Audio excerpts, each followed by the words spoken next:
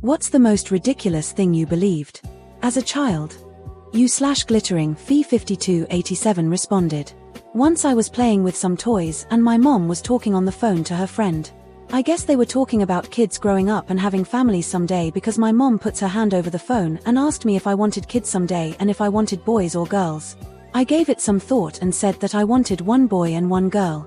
For the longest time after this, I thought that it had been completely decided, like my mom was just on the phone with whoever you call to place an order for kids, and my order had been finalized. U/background 2-8999 responded. I grew up very close to the ocean and on nice evenings we would take walks on the beach. My mother would tell us that we should listen carefully when the sun was setting over the ocean because it would sizzle. You know how when you put out a fire with water? My sister and I went out of our ways to pretend to hear that.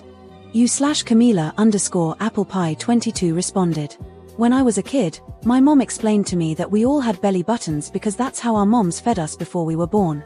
So I thought when you got pregnant, your belly button opened up and you just put whatever you wanted to down there. Like I thought women were just shoving chicken legs in their belly buttons. U/neither engine 5852 responded. When I was a child, Elle asked my granddad why he was bald. He told me that he went to a zoo and a giraffe licked the hair off the top of his head. I never questioned this throughout my childhood. When I was about 19, I was out with my friends and we were talking about going bald.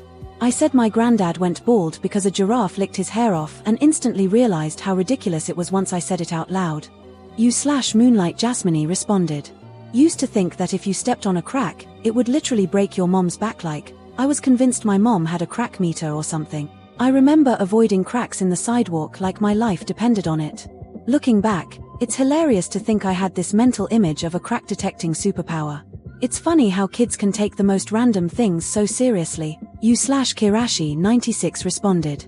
I'm an animal lover, and when I was little my dad would discourage me from approaching wild animals by telling me that they would give me rabies, and if I got it I would have to get shots in my stomach. My aunt was having fertility treatments one year, and I saw my uncle give her shots in her stomach, and for years after, her being an animal lover like me, I thought that was her being treated for rabies. U/Suziek1485 responded. My mom is pretty absent-minded. She would always leave the turn signal on, and as a kid, I didn't know what it was called, but the sound annoyed me. So I used to tell her, Mom, turn the tick-toinker off. I never remember her laughing at me or anything, just like, oh okay, you're right, and turning it off. So one day, at like 11 to 12 years old, I'm in my friend's car. Till then the tick-tinker is still on. They are confused, I'm confused, then I start to get laughed at. I honestly believed the turn signal was called tick-toinker 4 years. I was so embarrassed angry that no one in my family thought to correct me. Ever. U/drinkwashyouthink responded. This is so weirdly specific lol. We had 2 dogs and the girl got pregnant. What my grandma told little me was, Max put the puppies in Molly's tummy through a little hole. I had seen him humping her before so Elle accepted this explanation. Then when she actually had her puppies there were so many. I knew humans only had like 1 or 2 at a time usually and I had never seen humans humping so I concluded that each individual hump transferred 1 baby in. So for humans to make a baby it was 1 thrust or 2 if you want twins. U/downforever responded. I thought that pro athletes had to have their own cameras in order to be on TV. I'm not sure how my mind thought it worked, but when I watched a baseball game and they showed the pitcher, I thought it was like the first baseman looking at him with his camera, which I imagined was perched on his head. Why you couldn't see the cameras on their heads, I have no idea. I watched a lot of sports with my dad growing up. Finally when I was about 9 Elle got the courage to ask him how much those cameras cost. One very hilarious, from his POV, conversation ensued, and he tells that story all the damn time. He's over 80 now. U/anon_potamus responded. I thought that the road signs for exits meant that whatever it said was just right around the curve. So it might say Miami. And I thought it was saying that Miami was like right there. I was so mad as a child because all these exciting places were so close and we never went anywhere. I also thought stand there and look pretty was a real job. I'd ask my grandpa for money for candy while he was working on his boat or car or whatever and he'd tell me that LD have to stand there and look pretty while he worked. So LD bat my eyes and put flowers in my hair. It wasn't until after I was an adult and my husband jokingly used that phrase that I realized my grandpa had been teasing me. I'm sure he got a kick out of watching me try so hard. U/shenanigans 379 responded. I believed that if you looked into the mirror in the dark, that the dark reflection of you was the evil version of you, and it was just waiting for you to see it so that it could pull you in and take your place in the real world, and then you would be trapped in the mirror forever while evil you went through your life. I still don't look into mirrors in the dark.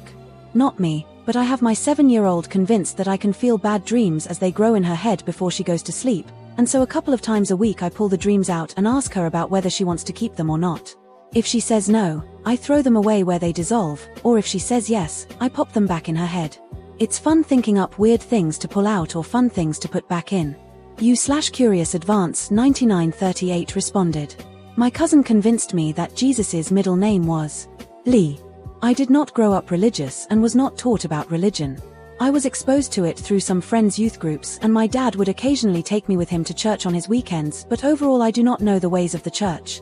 My cousin is 5 years older than me, and growing up she was basically like a big sister. She also happened to go to a Catholic school. When I was about 12/13, so she was 17/18, we were stuck in traffic and looking at the van in front of us and all their bumper stickers. They had a cross, the fish, a bunch of other religious ones, and a big Lee University one.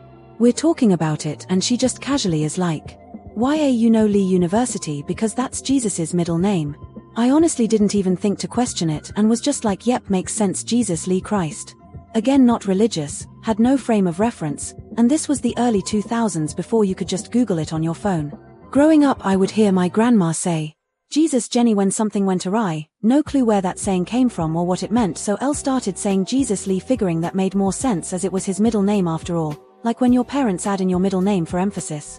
Years and no one ever says anything about it till one day one of my friends is just like, "WTF is Jesus Lee?" And obviously confused I confidently answer, "You know, like Jesus Lee, it's his middle name." In my defense, "It could be, we don't know his middle name." U/Sinistrad responded. I heard adults talking about diarrhea, and someone must have said, "I never want to go again after that." My kid brain interpreted the statement as, once you have diarrhea, you'll never have to poop again. I remember how excited I was when I told my parents I had diarrhea, how confused I was that they weren't excited for me, nor were the rest of my family or neighbors. Then the next day it happened, I pooped again. I was so despondent, my mom wanted to know what was wrong, and I told her there was something wrong with me, because I had to poop. The look of puzzlement giving way to absolute riotous laughter as Elle explained my reasoning is something I will never forget. But oh, to be free of the tyranny that is defecation. U/really_Cant27 responded. I have two. The first, I would watch my parents when they ate food. I noticed that they would blow on their food, take a bite, then they would add salt. I noticed though that after they added salt, they wouldn't blow on it anymore. My conclusion, in my little 4 to 6-year-old mind, was that salt made the food cooler. The second, I saw my mom washing her hands after handling some hamburger, but the water was hot. I asked her why she had the water hot, and she said it helped to melt the fat off her hands. Again, at 4 to 6 years old, I thought if I took hot showers, it would get rid of any fat I had.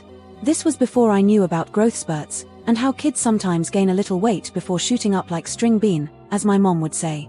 U/upstairs_internal 295 responded. When I was a kid there was a newsreader here in the UK called Trevor McDonald. He was a black man with a receding hairline, glasses, a moustache, and rather long ears. My dad, a white man also called Trevor, had the same distinguishing features. I therefore decided, with impeccable kid logic, that Mr. McDonald was my black dad. He has national treasure status in the UK now and seems to be a very nice man. My white dad is no longer with us and sadly wasn't a very nice man. To this day, aged 53, if I happen to see Trevor MCD in the papers or something I feel very fond. U/Dr Grabas responded. This is absolutely true. From about 3rd grade to 7th or 8th grade I believed the Holocaust referred to the eruption of Mt. St. Helens in 1980 because my aunt and uncle had a coffee table book entitled Holocaust about that eruption and not what we all know it to be about. It caused me a lot of confusion in history class. I kept waiting to see how that eruption and Jews intersected historically. I kept completely silent about it because I was aware enough of the confusion to keep a wait-and-see attitude about those subjects. Whoever entitled that coffee table book I hope was fired for the worst title choice. U/time_imagination_158 responded. When I was 8 and my sister was 9, we were watching the music video Billie Jean by Michael Jackson. My dad was with us and watching it as well. Then he said something that I believed for many years. He said this song was banned in the 90s because it killed so many people. The beat in the song made people's hearts stop and killed them instantly. Me and my sister were shocked. We just sat there horrified, and that has stuck with me for years. 5 years later we realized it was all bullshit. U/K Dragonis responded. A fun one. My neighbor, sister, and I were all convinced that the inflatable tree Halloween decoration my neighbors put up at the end of the street was haunted. We'd have competitions daring each other to get close to it or touch it. Towards the end I knew it was all play and I wasn't actually scared anymore, but I played along for my neighbor and younger sis.